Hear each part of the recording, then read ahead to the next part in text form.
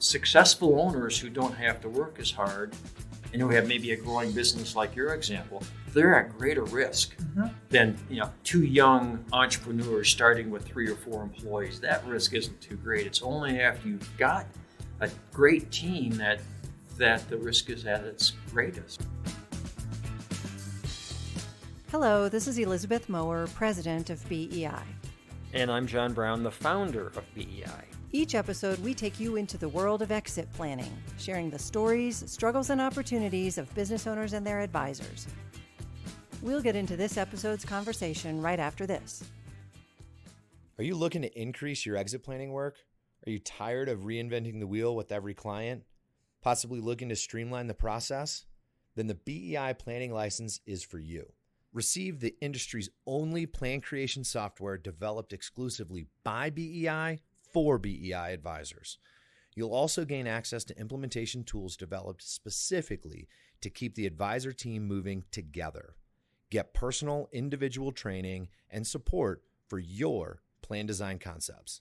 Get started today by visiting exitplanning.com/license. That's exitplanning.com/license. Attract and engage your clients in the exit planning process. Today, we wanted to talk about some of the more difficult issues that go with working with our business clients, some of the difficult situations that they find themselves in, that they get themselves into. And a lot of those stories that have been sort of the more difficult situations for our clients over the past many years have had to do with their employees. And that's because everyone knows and everyone agrees that especially the top level team members within a business are really important to the business value, to the future of the business. And successful businesses almost always got that way because of, in large part, the efforts and the talent and the drive of employees, not just owners. So we know that they're critical. We know that they're important. And sometimes they're often well compensated, and things still might go wrong. So, John, you had a story that we were going to start with today that maybe is kind of one of the more, unfortunately, more common examples of how things can go wrong. Tell us that story. Well, it's sort of good news and bad news. It's good for the employees, not so good for their employer. And, of course, we're representing the employer in exit planning.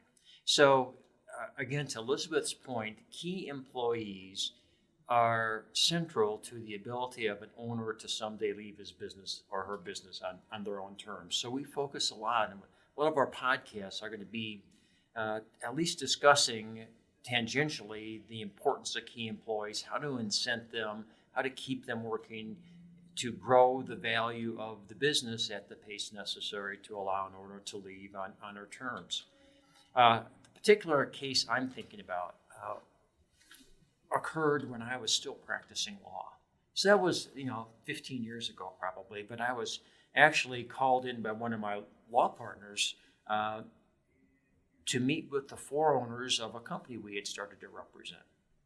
And they were interested actually in maybe creating an exit plan because they were widely varying ages. One of the older guys was thinking of leaving, and so they said, "Hey, come on out to our manufacturing facility and talk to us about this concept of an ESOP. It sounds really interesting." So I get out there, and we're talking initially, and this manufacturing facility was fantastic. It was probably, 75,000 or 100,000 square feet. It was immaculate. It was clean. Everybody seemed industrious. They had about 100 people working there. And I knew from my partner, my law partner, that the company had about $2.5 million of EBITDA, or pre-tax income, in the previous year, and they're looking at even a greater income this year. So as we sat down to talk, and as we talked about in some of our earlier episodes, rather than diving into the topic of the moment, you want to get a better idea, a sense of where the owners are coming from, especially with these 4 different owners with different exit strategies. We thought, I wanted to know a little bit more about them. So I said, well, first of all, you guys, you've got a great business here. It looks great. It seems like everybody's energized. how did you do this? I mean, when did you start this business? How long has it taken you to get to this point? Tell me a little bit about yourself and the company. And the older guy talked first. As Elizabeth, I want to point out, the older owners of a company get to always talk first. Always talk first. Always talk This first. is true. Just keep that in mind. Mm-hmm. He said, well, we started this business a little less than 3 years ago. And I was stunned, so I stopped him and said, you started this business from scratch 3 years ago. You didn't buy the company from somebody else. No, he said, we started it from scratch. I said, how could you create a business with $15 million of revenue, $3 million of pre-tax income, almost 100 employees? How could you do that in 3 years? Mm-hmm. I guess I'd never seen that in 30 years of practicing law, I don't think. And they said, well, we were the 4 key employees of another company, a big regional company in our industry, and we didn't feel as though we were being treated quite the way we should be. We were always getting these instructions from the top to do this or do that, and we just got tired of that. So we decided we would start our own business. And would you know that after we did that, all of the important employees, or good employees of our old company, decided to come work for us. Sure. All of the customers, the larger customers, decided to do business with us. Even the vendors, which were important in their company because they supplied a lot of the raw materials, they decided to work with us. Right. And within about 6 months, the other business shut its doors. Mm-hmm. So that's a great story for these key employees. It's Not so great good. for the employees. Yeah, True. and so I said, didn't you guys get sued for doing this? They said, well, a lawsuit was threatened, but we had no employment agreements. We had no covenants not to compete. We didn't contact any of the customers, employees, et cetera, before we left the business, which can be an issue in a lot of states. Hadn't used any trade secrets. Yeah, we didn't do any of that Right. because they'd talked to a lawyer before they Mhm. left. So that's the story for today. And I guess the first question is, how do you, if you're now the company's attorney, not my 4 client attorneys, if you had been the customer, the business's lawyer who was employing these guys, what would you have recommended had you been their attorney at the time? Right, and that's interesting. It seems to me that you might expect that the first question they would ask you is not, tell us more about an ESOP and how we could, sort of have everyone here in the company participating. But the first thing that I would have asked if I had been them is, how do I make sure that the thing that I did to my previous employer doesn't get done to me? Yeah. Because it's not a two-way street, and I wouldn't appreciate it very much.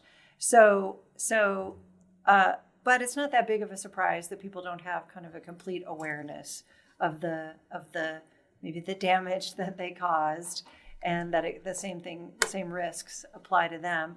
But of course, that's what you're going to do if you were brought in. If you're any kind of advisor, it doesn't matter if you're a lawyer or a business coach. If you find out that this is the kind of risk that can happen for these types of businesses, then that's maybe a sort of a threshold issue to deal with.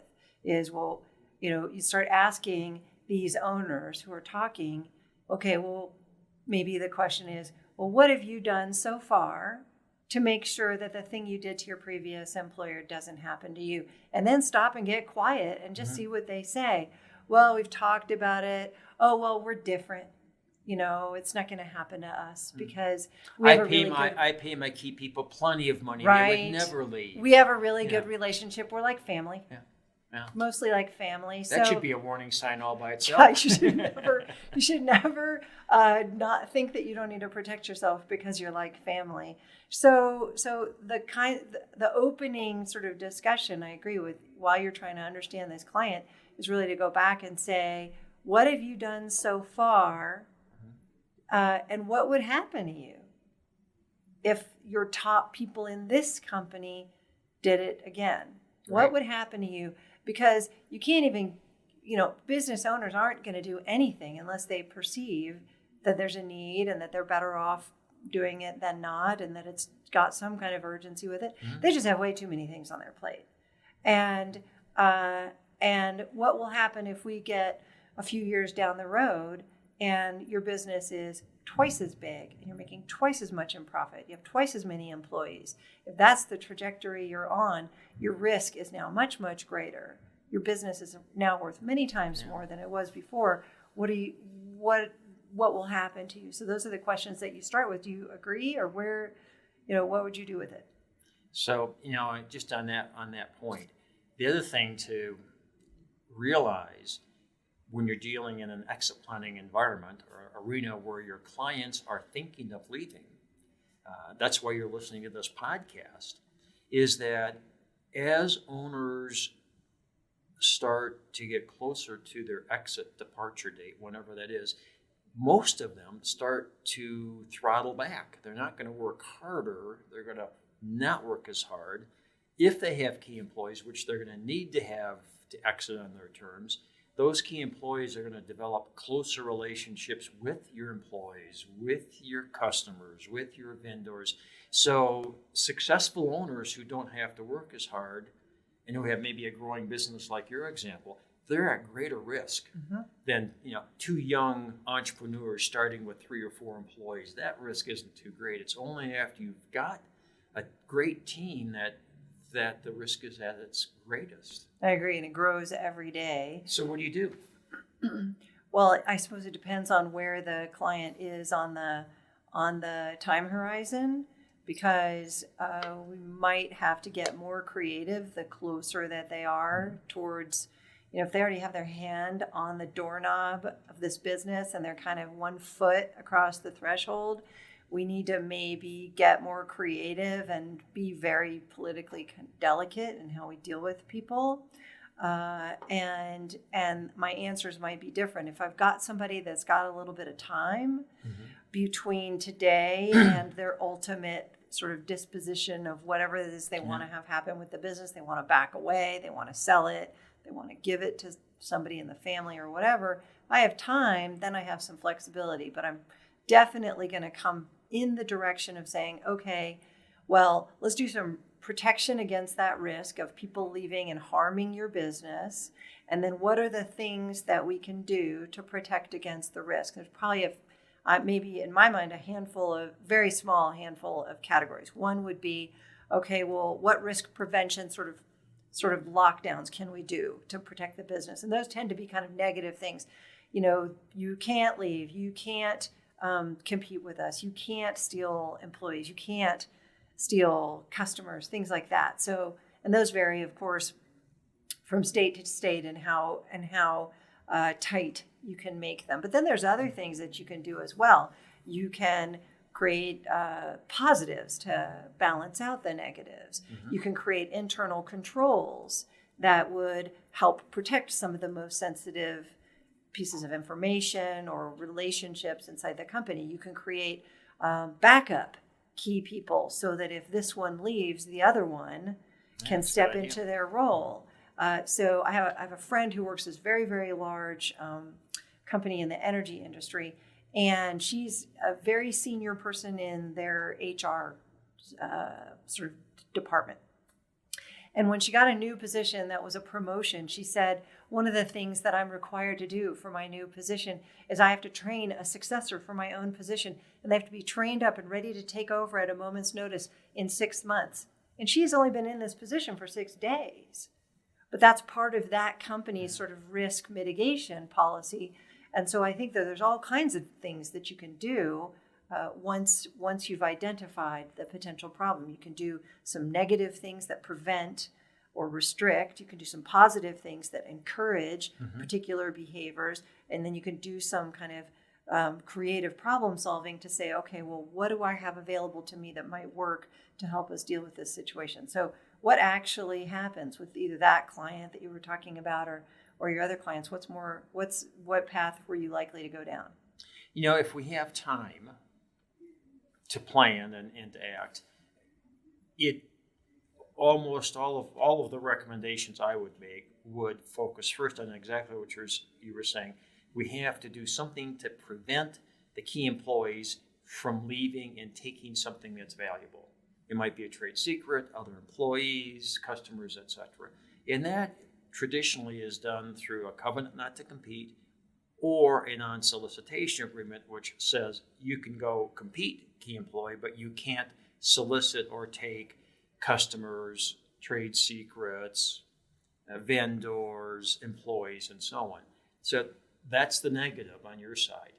That alone, by itself, probably doesn't work. Agreed. Because no key employee is going to say, oh, gee, that sounds great. I'm happy to sign this covenant that won't let me work in Denver, Colorado for the next 3 years. They're Right. just not going to do that. They would be offended. And if you didn't do it when they started with your company, you might not be able to do it now. So They don't depending have on to do what it. depending on what state you're in, you might not have any ability to say, here, John, sign this restriction. You now cannot do things that yesterday you could do. So in many states, or maybe most states, that's not even available to us. Right. So lots of clients did ask me to do that. And then you have to have a talk with them. So someone's going to need to get a business lawyer on the phone, whatever state they're in, and say, what are my, what are the boundaries here? And depending on which state it is, you might have more or less flexibility. But this negative thing should be addressed. And what is it, what does it need to be? And how can it be sort of, what professionals will call narrowly tailored, right? To just focus on the things that are most important and not kind of paint all over, the wall with all the things that they can't do. Just focus on the things that are important. So once that has been kind of agreed on, what do we have to do to get these employees to? Well, again, I think to your point is, on one hand, you've got this negative requirement that we really want to put in place. On the other hand, this is the good hand, you're going to have to provide that key employee with a benefit that they view as being greater than the detriment of doing something that restricts their ability to act. And so in our world, we're going to want to put in some kind of an incentive plan that both motivates the key employee to maybe grow business value. Almost always we want to do that. But says, we're going to put this incentive plan in that'll financially award you with money or ownership, depending on the ultimate exit planning structure. But in order for you to receive this benefit, we're asking you to restrict your ability to take things of value from the company. So both hands are necessary in this. And done properly, it's a real incentive to the key employees, because they should also realize, especially if there are multiple key employees, that if you and I are the key employees, maybe I'm going to become an owner, maybe we're both going to become owners, but we see our future as being long-term. I wouldn't want you to have the ability as a management level employee for you to go take customers and things of value from the company, because it's going to harm me as well. So there's a lot of things we can talk about, but the key thing for me in this podcast really is to encourage all advisors. You don't have to be business attorneys to talk to your business owner clients about the danger of key employees leaving and harming the business. Because I know you've got a million stories on this. I do, As a and business not all owner, of them ended. Not all of them ended well. In fact, those are the ones that you remember the best, are the ones where it was very difficult. And I might say that these ideas are a pretty good example. There are lots of them that we'll be covering over time, but these are good examples of issues that relate to probably every successful business client. Every successful business owner has to deal with this issue in some shape or form, and that in the business owner's mind, this has almost nothing to do with exit planning. This isn't exit planning. This is not exiting. This is, it's risk mitigation, or it might be business growing, which isn't a thing that we've identified as a specific practice, but lots that fit into certain people's kind of area of specialty. So it's business growing, it's business protecting, it's business supporting, it's risk management. And so all of those things you and I would probably argue do support an eventual departure by somebody from the business, but it doesn't have to. It could be, for anybody who's listening now, just good business sense to do it. Just allows you to maybe get more out of the business that you work so hard to build. So I might encourage people who are listening to not think of it as an exit planning issue or solution, but to think of it as a business issue. And I'd even take it maybe a step farther in that when you start talking to business owners about their exit plan down the road, they tend to zone out, they tend to procrastinate, because that's the nature of human beings. Right. Or I'm not ever going to exit, so I don't need to talk to you about this. And exit planning in action is acting now. Mm-hmm. We're going to take actions today in dozens of different areas in the business and in the owner's life. But there are things we can do now to improve the business today and the owner's situation today. And that's how exit planning really needs to be presented is, well, we've heard about what your plans are. Here are some things we can do today to make a difference starting right now. Mm-hmm. And I can't think of anything more important, really, than protecting the business against losing value because employees leave and compete, or failing to take advantage of the ability to develop a management team to reach your goals, whether they're current goals or future goals, through incenting them to perform. And combining those two is central to most of the exit plans that we see our members doing. Mm-hmm. I'd say that's usually theirs, and you see more exit plans than I do. Right, and that I agree with you. That is the key. And the earlier they can start, the easier it's going to be. I can give you two very, very quick examples. The saddest client situation I ever had was when I was practicing law, and I was brought in to be the business lawyer on a team of advisors implementing a plan for a business owner that had been designed by someone else, and I didn't participate in the plan design. I was brought in to really support and sort of to help take it across the finish line with the legal work. And that owner was very close to leaving, wanted to present the opportunity to take over the company to several employees, figured out a way to do that, had written it all down and had run spreadsheets and everything, presented the opportunity to the employees, and essentially they said, let us think about it and get back to you, which is a pretty common response. Mm-hmm. And the response ended up being, when the employees came back, is, we've been meaning to tell you, we're leaving and we're starting our own firm. Decimated this guy's firm. He had no ability to leave. It took him, I checked the files when he came back, took about 5 years for him to even get into a position where he could return one of my check-in phone calls and let me know that things had turned around and that he was going in the right direction again. So probably delayed his transition out of the firm by 8 or 10 years total. Yeah. And because he didn't spring these opportunities and restrictions on people until the very last minute. So flipping over to another situation, I had another client named Dan who I started working with at the time that he set up his business. So, I was the business lawyer forming an entity and helping him decide how he was going to do things and customer contracts and things like that. He put an incentive plan in place for key people that we created completely out of thin air. I had never done a plan that looked like that before. It was very customized to his company, and it was in place when he hired the first employee.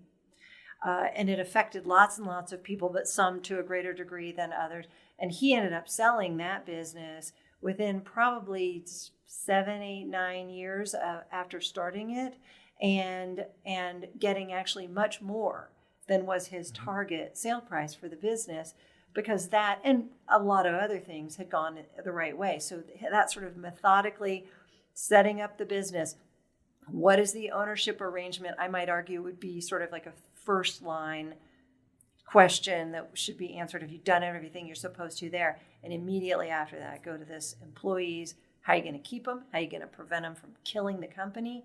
And what are you going to do with the good ones? would be probably the next thing to do. And if somebody hasn't done it yet, then I would argue start today. It's not going to make you have to exit your business. It is going to make a future exit more possible and maybe more successful. You agree? I agree.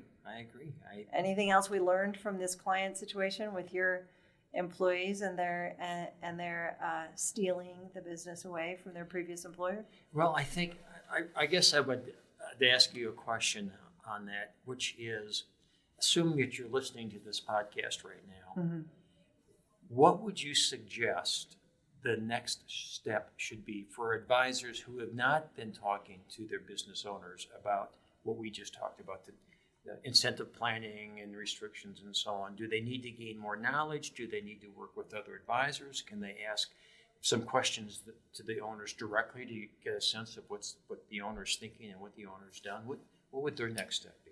Yeah, that's a good question. I'm not a huge fan. I think probably a lot of people will disagree with me about this, but I'm not a huge fan of identifying a thing that I didn't know about before, and now I need to go out and become an expert in it. Or you're an advisor, John, and you're now aware that this dealing with the risk of important, valuable employees is something that really wasn't on your radar. So you need to spend the next 6 months really deep dive, understanding everything about it and everything that can be done. So let's say you are a business coach and you're working with a business on a whole variety of issues. So I'm not really a fan of that kind of a solution. If you're a business advisor and you have clients that you're not talking to this about this, then I would probably say, get your list of questions out. Figure out a short list of questions that you can ask every business owner that you talk to, and use those questions to just uncover the possibility that we might need to do something, and then develop relationships with either the advisors who already work with your client or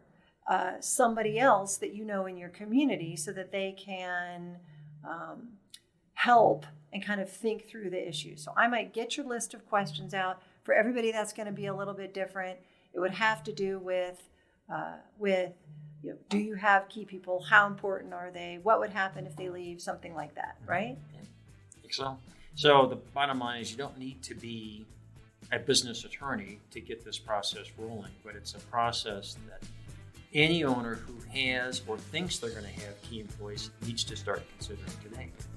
Agreed. Thanks for listening. Join us for our next episode. For more content like this, please visit exitplanning.com.